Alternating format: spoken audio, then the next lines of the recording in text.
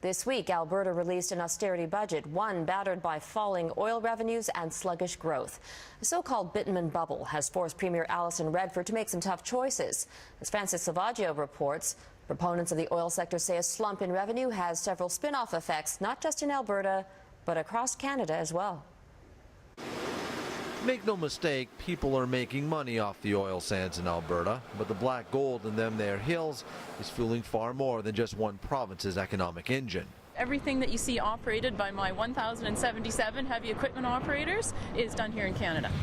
More than 500,000 Canadians support the oil and gas industry, either directly on site or indirectly across the country, fixing trucks, hauling tires, making steel, even helping develop some of the on-site environmental projects like Suncor's newly reclaimed wetland. The University of Waterloo provided the base design for the watershed. Consultants from Saskatchewan, Alberta and BC helped with the designs as well. The construction company that built it has employees that come from like Newfoundland, Ontario, BC.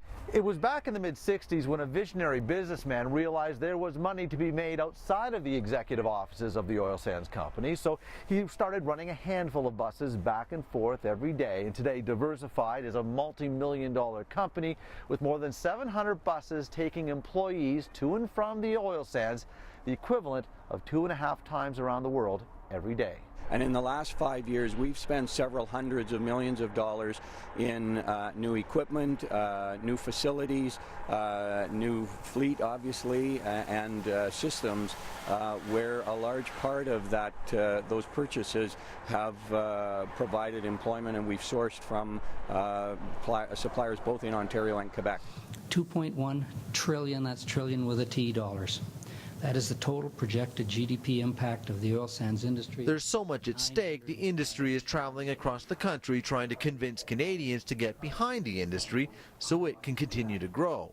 The impact of oil exports as well as natural gas exports ripples right through the Canadian economy. What kind of Canadian impact, though, will depend entirely on the future of Alberta's #1 industry.